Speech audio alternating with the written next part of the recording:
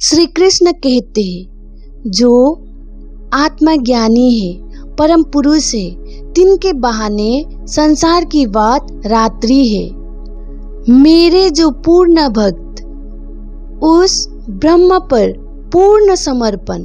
अब उसके लक्षण सुन। जैसे समुद्र अपने जल से पूर्ण और निश्चल है, वह कैसा है? जिसकी कामना मेरे भजन के बिना किसी को नहीं चाहती, ऐसा जो निष्प्रिय और अवंची निराकार ममता से रहित है, वहाँ शांति पद में लीन है और शांति उसमें लीन है। जिनकी कामना मेरे भजन के बिना किसी को नहीं चाहती, जो सत्यमय हो गए, जो आत्मसात हो गए, जो एक हो गए, तो अब उन्हें और कुछ नहीं चाहिए। श्री कृष्ण कहते हैं कि मेरे भजन ब्रह्म स्थिति इसकी बात कर रहे हैं। श्री कृष्ण मेरे ही भजन करो ये नहीं कह रहे हैं। श्री कृष्ण कहते हैं, यह मैंने तुझसे ब्रह्म स्थिति कही है। जो ब्रह्म में है तिसकी यहाँ स्थिति है। जिसको यहाँ स्वभाव प्राप्त हुआ है, सो फिर माया के मोह से कभी नहीं मोहता जाता, क्योंकि वहाँ माया के पार निर्वाहन ब्रह्म पद में जा प्राप्त हुआ। श्री कृष्ण ब्रह्म स्थिति की बात कर रहे हैं, परम सत्य की बात कर रहे हैं, ना कि मेरा ही भजन करो, मेरे इस रूप को ही पूजो। देह की बात नहीं कर रहे हैं, ब्रह्म स्थिति की बात कर रहे हैं। जो पुरुष कोई कर्म ना करे, सर्व कर्म को त्याग दे और खाली बैठा कहे कि मैं निष्कर्मी सन्यासी हूँ, यहाँ उसकी भूल है। वहाँ ना सन्यासी है ना निष्कर्मी है। जो भी जितने भी देहधारी है, वहाँ क्षण मात्रा के लिए भी निष्कर्मी नहीं है।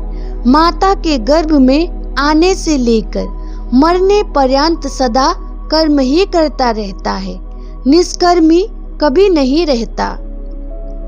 यहाँ माया की रची हुई जो देह है, यहाँ उसके वश में नहीं, माया के वश में है। ऐसे योगी बैरागी जो है, उनकी बात सुन, जो बाहर की इंद्रियों से संयम करके रोकते हैं और चौकड़ी मारकर बैठते हैं तथा मन में इंद्रियों के भोगों का चिंतन करते हैं। होवे तो खावे, होवे तो पहने, ऐसे योगीश्वर पाखंडी होते हैं। और जो इंद्रियों से काम लेकर मन को निश्चल भाव से मुझ में लगाए रहते हैं, वे इनसे भले और श्रेष्ठ होते हैं। जो इंद्रियों से कुछ कर्म नहीं करता, बोलते हैं कि इंद्रियों को जीत के रखा है, लेकिन मन से चिंतन करता है, इच्छा करता है, तो ऐसे लोगों को पाखंडी कहते हैं। जो इंद्रियों से कर्म करते हैं, सब कर्म करते हुए चलते हैं, लेकिन मन निश्चल भाव से उस सत्य के ओर है, तो वे उनसे तो बहुत भले और श्रेष्ठ है। श्री कृष्ण बोलते हैं, हे अर्जुन, तू क्षत्रिय है, युद्ध करना तेरा धर्म है। इंद्रियों से युद्ध कर और मन का निश्चल चेता मेरे में रख।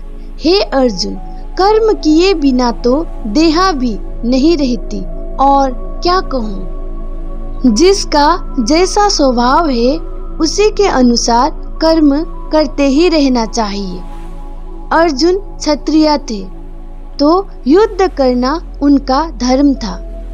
पीछे नहीं हटना है, खड़े रहना है, डट के सामना करना है, कुछ भी आ जाए, कुछ भी हो जाए। इंद्रियों से हमें कर्म करते ही रहना चाहिए, बस निश्चल मन का चेता उन पे लगाए रखना है। कर्म किए बिना तो हमारा देह भी अच्छी स्वस्थ नहीं रहती। हमें किसी भी परिस्थितियों से भागना नहीं है, खड़ा रहना है, सामना करना है। बस निश्चल मन का चेता उन पे लगाए रखना है और इंद्रियों से कर्म करते ही रहना है। कर्म इस प्रकार से करना चाहिए कि हमारा पूरा ध्यान कर्म पर ही रहे, फल की तरफ ना जाए।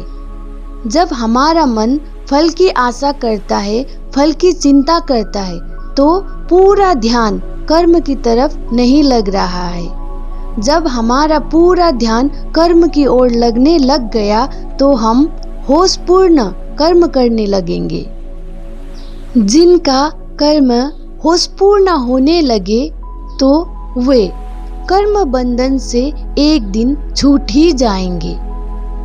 कर्म तो हम सब करते हैं, लेकिन क्या कर रहे हैं, क्यों कर रहे हैं, किसी को पता ही नहीं। बेहोश में ही सब कुछ सब कर रहे हैं। जब कर्म करते समय कर्म पर ही पूरा ध्यान हो, होशपूर्ण कर्म होने लगे तो सारी बंधन छूट जाएगी, तब मुक्ति मिलेगी। फिर जो भी कर्म होता है, फिर उस कर्म के बंधन में हम पड़ेंगे नहीं।